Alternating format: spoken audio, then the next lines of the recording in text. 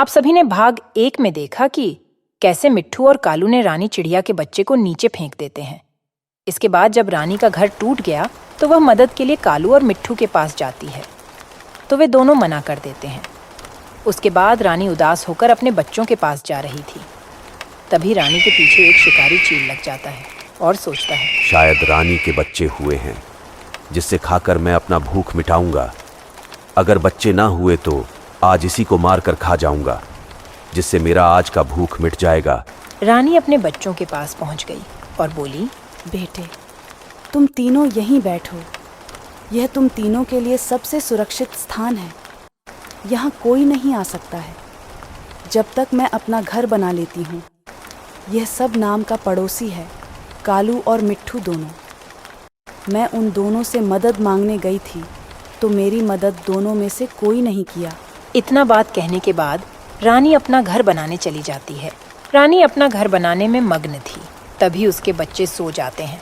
तब शिकारी चील बोला, यही सही समय है रानी के बच्चे को लेकर भागने का।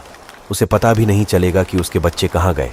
इतना कहने के बाद चील रानी के बच्चों के पास चला जाता है और बोलता है, इतना नाजुक शिकार, आज तो मजा आ जाएगा भोजन करके।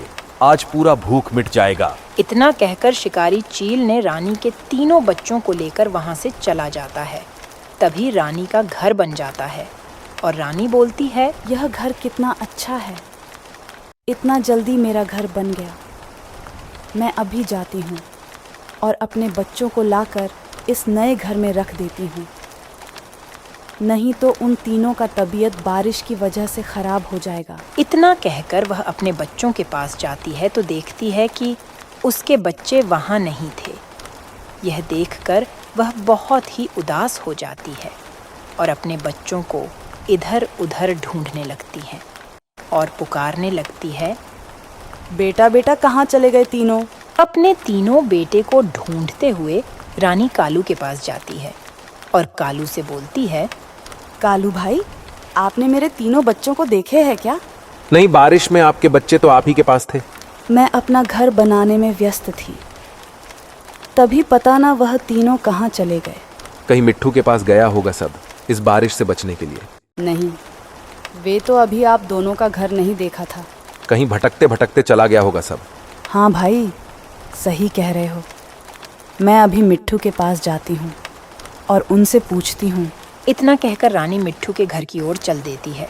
मिट्ठू के घर जाकर रानी मिट्ठू को बुलाते हुए बोली, मिट्ठू भाई, ओ मिट्ठू भाई, बाहर आओ। मिट्ठू बाहर आता है और बोलता है, हाँ रानी बहन बोलो। क्या मेरे तीनों बच्चे आपके पास आए हैं? नहीं, वे सब मेरे पास कैसे आ सकते हैं? वे सब तो मेरा घर भी नहीं देखे हैं। आपने कहीं देखा है? नहीं देखा हूँ, पर क्या पर? पूरा तो बोलो। मैं कुछ देर पहले देखा हूँ। एक चील कुछ बच्चे को लेकर यहाँ से जा रहा था।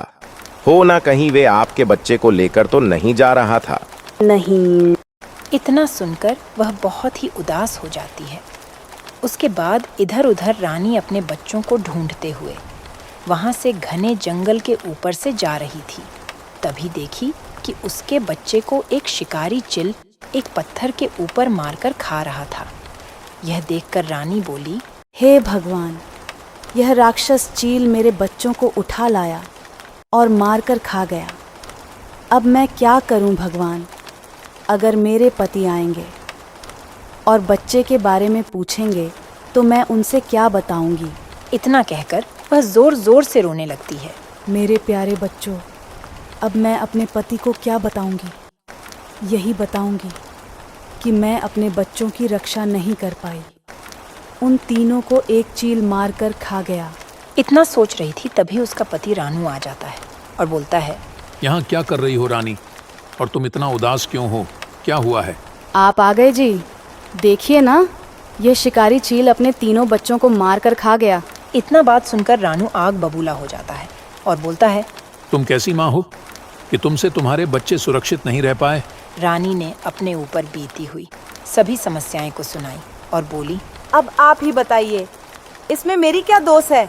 यह सभी बात सुनने के बाद रानू ने गुस्सा से लाल हो गया और चील के ऊपर हमला करने चल देता है। तभी रानी रोकते हुए बोली, अभी हम दो ही हैं। यह हम लोग से ताकतवर चील है। चलिए पड़ोसी मिट्ठू और कालू को लेकर आते हैं। उसके बाद हमला किया जाएगा। तुम सही कह रही हो। चलो पहले पड़ोसी को साथ लेकर आते हैं। रानी और रानू दोनों एक साथ में कालू और मिट्ठू के पास जाते हैं और तब रानू कालू से बोलता है। कालू भाई कहाँ हो? बाहर निकलो। कालू बाहर निकलता है और रानू से बोलता है। रानू भाई, आप कब आए हो? मैं अभी आ रहा हूँ, पर अभी मेरे पास समय नहीं है हाल चाल करने का। पहले चलो वह शिकारी चील के पास और उसे मार दिया जाए। हम दोनों कैसे उसे हरा सकते हैं? वह हम दोनों से ताकतवर है। बेशक ताकतवर है, पर हम सब मिलकर उसे मार देंगे, नहीं तो वह हमारे अंडे और बच्चे को नहीं रहने देगा। तुम सही कह रहे हो रानू भाई।